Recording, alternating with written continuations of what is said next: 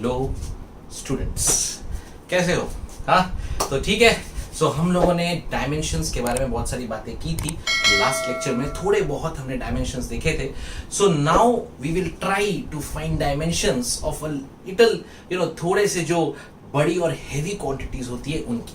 देखते हैं, मेरे साथ ट्राई करो। मैं आपको दिखूंगा यहाँ पे और आपको मैं 1 मिनट का टाइम दूंगा। आप फटाफट अपने नोटबुक में वो लिखो और खुद ट्राई करो और देखो आप बराबर कर रहे हो कि नहीं कर रहे हो। ठीक है, क्योंकि डायमेंशंस निकालना आना बहुत जरूरी है। इजी है लेकिन बहुत जरूरी है। ठीक है, चलो देखते हैं फटाक से। सबसे पहला क्वांटिटी हमें देता हूं वर्क डन। चलो फटाफट, जितने लोगों को इसका फॉर्मूला आता है फटाफट लिख लो यार। कम ऑन, फास्ट हो गया। वर्क डन क्या होता है? F S, force into displacement. Force क्या है? फोर्स होता है m1 l1 t-2। कैसे आया सर? याद है ना? Force is equal to ma, acceleration is l1 t-2।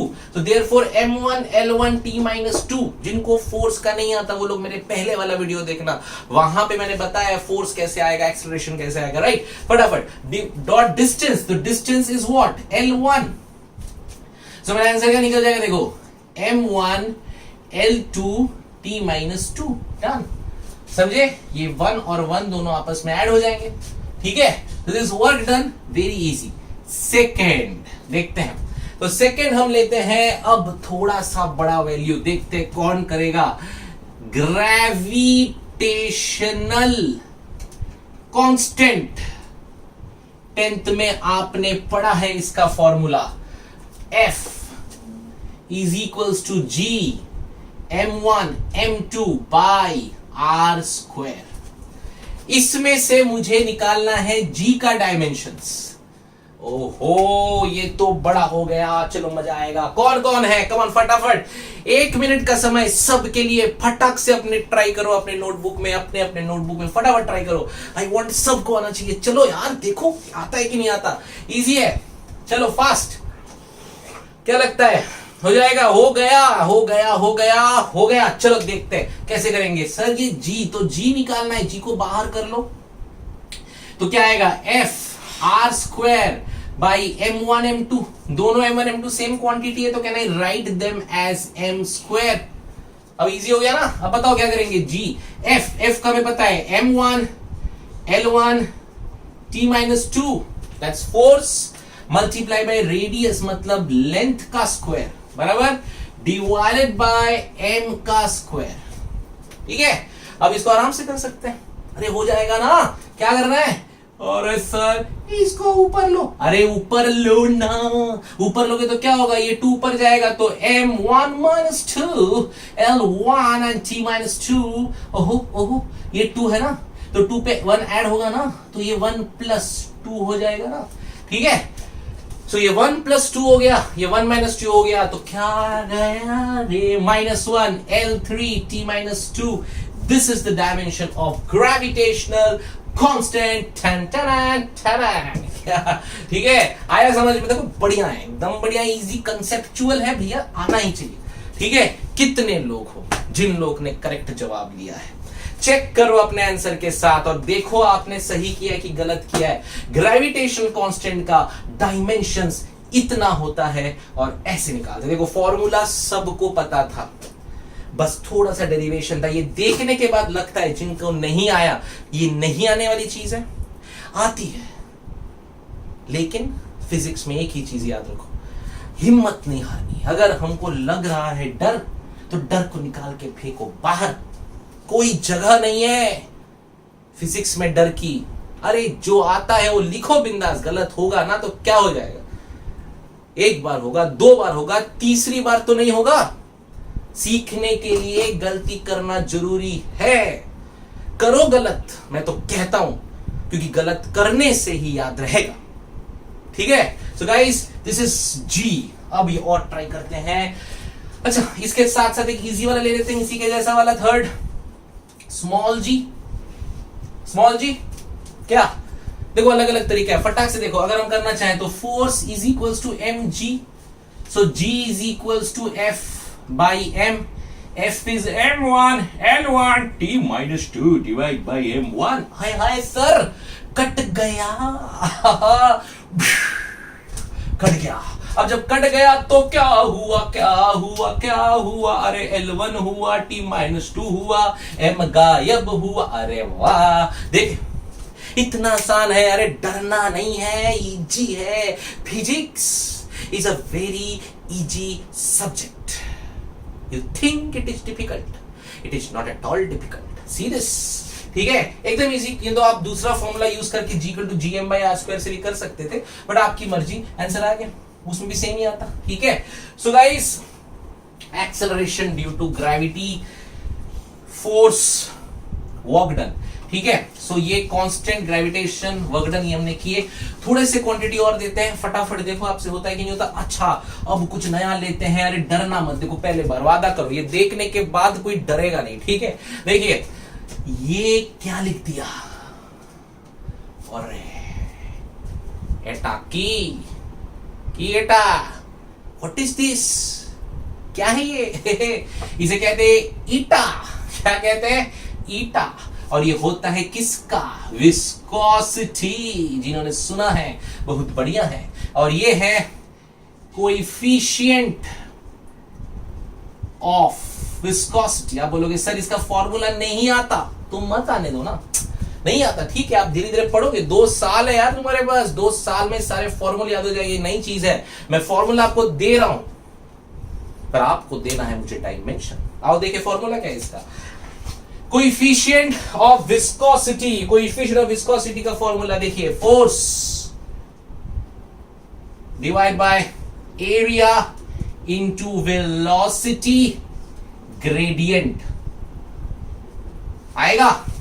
अच्छा, सॉरी, आपको मैंने ये नहीं बताया। ठीक है, देखो लाइफ में कभी भी एक चीज याद रखो, फिजिक्स में कहीं पर भी ग्रेडियंट आया ना, ग्रेडियंट मतलब होता है जब एक पर्टिकुलर डिस्टेंस को मेजर किया जाता है। फॉर एग्जाम्पल अगर हम बोले कि ग्रेडियंट का बेसिक मतलब होता है कि कहीं पे ज्यादा क्वांटिटी है, कहीं पे कम क्वांटिटी है। अगर यहाँ पे ज्यादा आयन से यहाँ पे कम है, तो वो कहां से कहां जाएगा, वो ज्यादा से कम की तरफ मूव करेगा। तो ये एक मूवमेंट हो रही है, एक डिस्टेंस मूव कर रहा है। ठीक है, so this is called gradient. तो व्हेन इट इज वेलोसिटी, तो कभी भी याद रखो वेलोसिटी ग्रेडियंट का अलग से हम निकाल लेते हैं। वेलोसिटी ग्रेडियंट, ये शब्द ग्रेडियंट कहीं पर भी आएगा, ये होता है पर लेंथ या पर डिस्टेंस। ठीक है, पर मीटर, ठीक है, पर लेंथ, समझे। अगर आपको किसी ने बोला कि जैसे अब ये है वेलोसिटी ग्रेडियंट, कल किसी ने बोला आपको कोई और प्रेशर ग्रेडियंट, तो P/L, समझे। कोई भी ग्रेडियंट बोलने दो, आपको उसको पर लेंथ निकालना है, बिकॉज ग्रेडियंट इज समथिंग जहां पे हायर कंसंट्रेशन से लोअर कंसंट्रेशन की तरफ चीजें मूव करती हैं, और मूव करने के लिए उन्हें एक डिस्टेंस, एक लेंथ पास करना पड़ता है, that is called gradient. So guys, velocity gradient का फॉर्मूला तुम्हारे पास है, कोएफिशिएंट ऑफ विस्कोसिटी का फॉर्मूला तुम्हारे पास है। क्या कोई है जो अभी ये वीडियो देख रहे हैं? Can you solve it? Can you give me the dimensions of coefficient of viscosity? Is it possible for you? Come on guys, अब तुम 10th में नहीं हो, now you are in 11th standard. Come to real physics. You will enjoy this ride of physics with Friscon Academy, with me. So guys, come on fast, tell me the answer. Fast, come on, देखते हैं। Okay, चलो, क्या किया? Force, अरे force sir, तो याद हो गया है, हाँ, याद हो गया सर, देखा? M1 L1 T-2, एक ही चीज को 5 बार करो, दिमाग में अपनी आप रजिस्टर हो जाता है। यही है, इसीलिए कहते हैं बड़े बुजुर्ग, practice makes a man and a woman perfect. ठीक है, चलो फटाक से, divide by area L square, velocity gradient V/L, इसका तो आ जाएगा ना V/L। V क्या होता है? L1 T-1 divide by L1, cut गया बचा T-1, समझ गए? ठीक है, velocity is what, distance upon time ना, तो L1 T-1 divide by length which is L, cut गया, L कट गया, अरे L कट गया रे, अब तो बचा क्या, T-1। ठीक है, सो गाइस T-1 तो यहाँ पे डाल देंगे, T-1, आओ देखे क्या होगा। सो आ जाओ, मास का तो 1, L का 1, ये 2 गया ऊपर तो 1 - 2, और T में -2, और ये गया ऊपर तो -2 + 1, तो क्या बना तो हमको मिला m1 l-1 t-1. Done. Got it? So m1 l-1 and t-1 is coefficient of viscosity. So always remember guys, coefficient of viscosity is m1 l-1 and t-1. You can see that. ठीक है, कैसे आया? एकदम clear. देखो easy है. आपको यहाँ पे सिर्फ क्या नहीं पता था? ये फॉर्मूला नहीं पता था. अगर ये फॉर्मूला पता होता है तो आप निकाल सकते हो. अब फॉर्मूला पता क्यों नहीं था? क्योंकि आपने विस्कोसिटी का चैप्टर ही नहीं पढ़ा. एक चैप्टर है आपको, it's called properties of matter, right? तो उस चैप्टर में विस्कोसिटी पढ़ाऊंगा तब आपको ये सारी चीजें याद हो जाएंगी. ठीक है, देखो ये फॉर्मूला याद है ना, तो ये तो आना ही है ना यार. कौन रोक रहा है भैया? कौन है रोकने वाला है?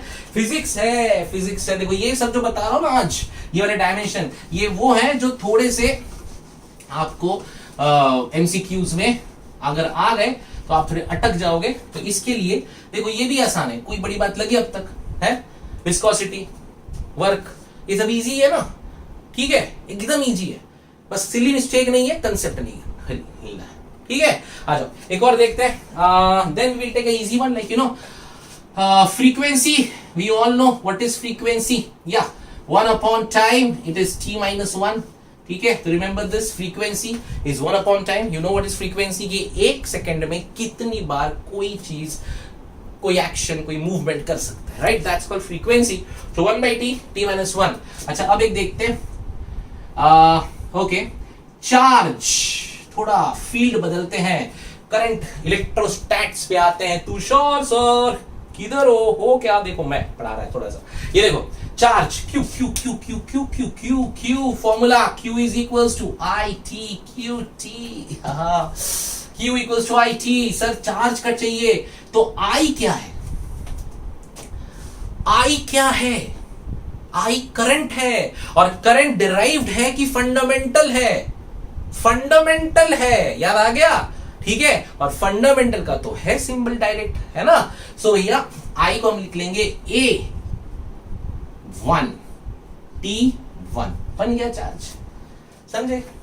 अगर आपको उन सातों फंडामेंटल यूनिट में से कोई भी एक यहां दिख जाए तो आपको डायरेक्टली वो लिखना है और उसको करना है. बात समझ में आ रही है? So Q equals to I T, so we get A1 T1. ठीक है, क्लियर है? So charge Q equals to I T A1 T1. अच्छा एक और चीज करते हैं, चलो फटाफट. देखो अब आप खुद कर लोगे अगर फॉर्मूला आता है तो. आ जाओ. सो CDE, पता नहीं क्या नंबरिंग चल रही है, मुझे पता नहीं, छोड़ो. आ जाओ. Can we have the dimensions of electric potential. देखो थोड़ा बहुत इलेक्ट्रोस्टैट तुमने 10वीं में पढ़ा है, 9वीं में पढ़ा है, याद है कि नहीं भैया? पोटेंशियल का फॉर्मूला देखो, बहुत सारे फॉर्मूले हैं पर सबसे बढ़िया क्या होता है बोलो? W equals to V Q. So V equals to W by Q. ठीक है, तो इलेक्ट्रिक पोटेंशियल हम कर सकते हैं W equals to V Q. So we have electric potential. Just let me check, electric potential के अलावा कुछ और है क्या? So electric potential W equal to V Q and V निकालना है. V is the potential, the W by Q. ये formula जरूर याद रखना जिन लोग को याद नहीं है. Please, it's a request, please remember this. This is very important formula. W equal to VQ, VQ, VQ, VQ, VQ, VQ, VQ, VQ, VQ. Ho ho. So W equals to VQ and V equals to W by Q. Now W you all know, right? W क्या था? M1 L2 T minus 2. Sir याद है? याद है ना? क्योंकि W क्या था? F into S. आज का पहला F is to S. F is force into displacement. M1 L1 T minus 1 into L1, so M1 L2 T minus 2, right? So divided by charge हमने भी निकाला, which is A1 T1. क्या answer आएगा? अरे आ गया, ला ला ला ला ला. L2 T minus 2, ये 1 ऊपर चला गया, so minus 2 minus 1 and A minus 1. ठीक है, okay. So I can write M1 L2 T minus 3 A minus 1. Whoa, that's the answer. तो कितने लोगों ने ये जवाब सही किया? कितने लोगों ने? जल्दी देखो. जिन्होंने नहीं किया कहां गलत हुए, किस स्टेप में गलत हुए। बहुत लोग सिली मिस्टेक करते हैं, -2 ये ऊपर जाके +1 कर देते हैं। अरे नहीं रे, जब कोई नीचे से ऊपर जाता है रे तो नेगेटिव होता है रे, ठीक है। सो -2 into -1 is -3 and a -1. So guys, m1 l2 t -3 a -1, that's electric potential for you. So ये हमने थोड़े बहुत क्वांटिटीज जो है किए, तो आपको लगभग डायमेंशंस कैसे करते हैं समझ में आ गया।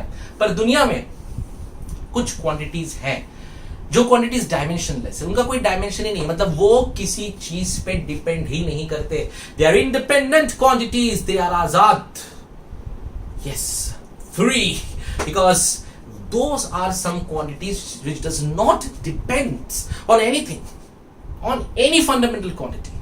कौन से हैं, चलो देखें कुछ नाम किसके, dimensionless quantities. Number one angle, हाँ एंगल, ठीक है ना। तो यार एंगल ना किसी चीज पे डिपेंड नहीं करता, एंगल तो एंगल है कि नहीं। Angle theta, you remember that, angle theta और एंगल जो है वो खुद एक फंडामेंटल क्वांटिटी था। सो एंगल इज डायमेंशनलेस, ठीक है। ये जो फंडामेंटल क्वांटिटीज है उनका डायमेंशन कैसे, ठीक है। सो ये क्वांटिटी है एंगल, एंगल हमने पढ़ा था सॉलिड एंगल और वो। So this angle is dimensionless, remember always. So number 1 we can write angle dimensionless, हमको पता है इसका formula, it is arc upon radius, दोनों ही लेंथ की बात करते हैं। सो ये दोनों L अपॉन L कट जाएंगे, so there is no dimension, ठीक है। So arc upon radius, arc you also know वो लेंथ ही तरह मैटर करेगा और हम डायमेंशन देखेंगे, रेडियस भी वैसा ही करेगा। So we can say L by L cut गया तो कुछ नहीं डायमेंशन। सेकेंड याद रखना हम लोग को, specific gravity, okay. So we have specific gravity. What is specific gravity, देख कोई चीज बाहर है, अब वो कोई चीज जो है ना, अगर उसको पानी में डाल दियो तो क्या होगा, उसका कुछ वेट चेंज होता है ना, ठीक है। सो ये जो है हम इसे स्पेसिफिक ग्रेविटी कहते हैं, ठीक है। सो मतलब अगर मेरा मास एयर में इतना है, नीचे गया मैं पानी के अंदर, तो माई मास इन एयर, ठीक है, माइनस उसका जो मेरा वेट होगा, sorry weight in air minus the weight in water, समझ में आ रहा है। तो ये स्पेसिफिक ग्रेविटी होती है, बाद में बहुत प्यार से पढ़ाया जाएगा, अभी सिर्फ फॉर्मूले से मतलब है। तो स्पेसिफिक ग्रेविटी क्या है, स्पेसिफिक ग्रेविटी कुछ नहीं है, स्पेसिफिक ग्रेविटी भी वही है which is density of material divide by density of material in water, ठीक है, at some temperature. So guys specific gravity यही है।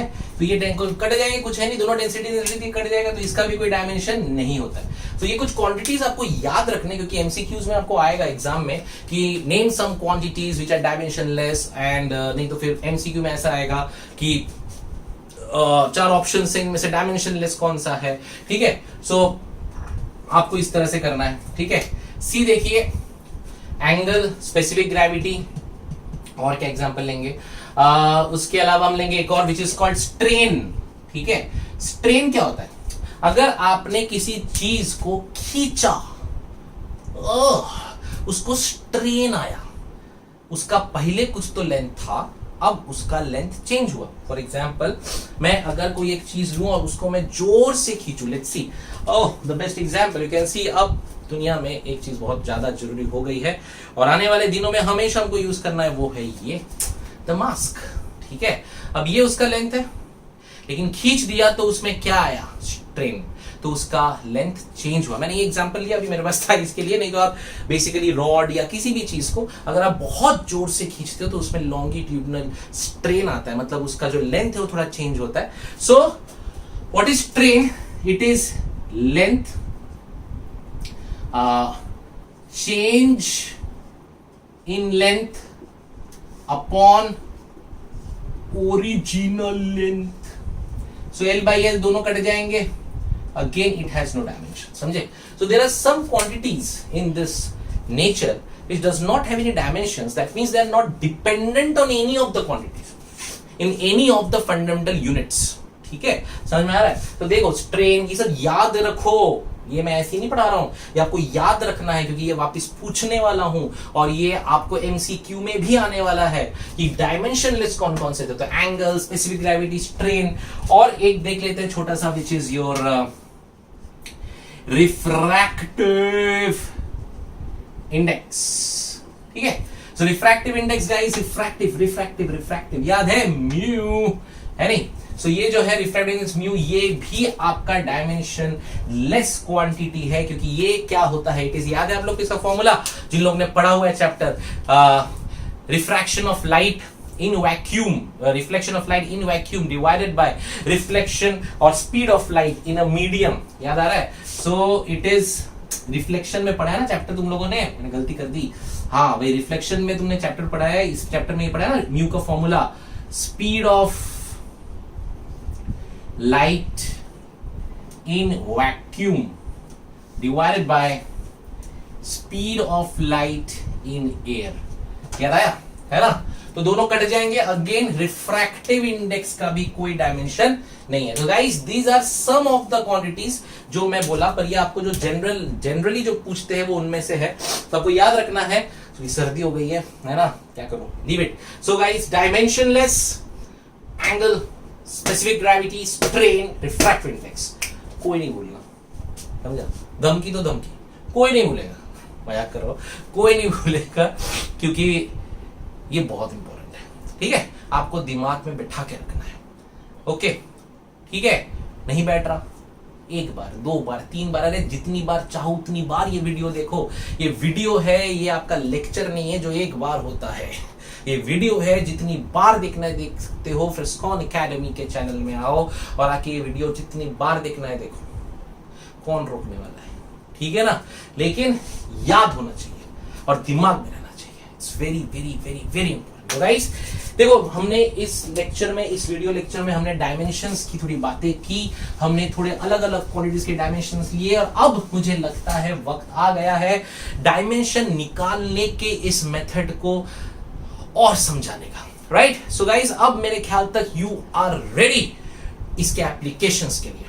हाँ, क्योंकि हमने बहुत सारे डायमेंशंस निकाले, बहुत सारी चीजों के क्वांटिटीज के डायमेंशंस निकाले। अब हमें पता है कैसे फटाफट डायमेंशंस निकाला जा सकता है, अगर हमें फॉर्मूला पता है तो। यस, अभी जो आपको एमसीक्यू टेस्ट होंगे उनमें मैं आपको फॉर्मूले दे दूंगा, उनके जिनका आपको नॉलेज नहीं है, जो आपके अब तक के सिलेबस में नहीं है, पर उनको देख के आपको उनका डायमेंशंस बनाना है। डायमेंशनलेस कौन कौन से थे? एंगल, ट्राई करो, एंगल, फिर उसके बाद स्ट्रेन, वेरी गुड, उसके बाद रिफ्रैक्टिव इंडेक्स, और एक था रे एंगल, है ना? सो गाइस, और एक sorry specific gravity, right? So these are some of the dimensionless quantities. तो ये है डायमेंशंस निकालने का तरीका, और अब हम नेक्स्ट वीडियो लेक्चर में इसके एप्लीकेशंस पढ़ेंगे। बी रेडी, बिकॉज अब आपने जो सब कुछ पढ़ा हुआ है ना, इसको अप्लाई करना है। अब मजा आएगा, अब देखेंगे किसके दिमाग में दम है, किसके दिमाग से चीजें क्रिएट हो सकती है, वो सोच सकते हैं, ऐसा हर कोई कर सकता है। सिर्फ प्रॉब्लम ये है कि बहुत लोग ना लेजी होते हैं, उन्हें ना ज्यादा एफर्ट लेना जरूरत अच्छा नहीं लगता। तो गाइस, एफर्ट लो तो ही फिजिक्स आएगा और मजा आएगा। ठीक है guys? Okay, so study hard, बहुत पढ़ो, बहुत बहुत बहुत बहुत फिजिक्स पढ़ो, बढ़िया सब्जेक्ट यार, मेरे को बहुत पसंद है, तुम्हें भी आएगा। ओके, चलो बाय बाय।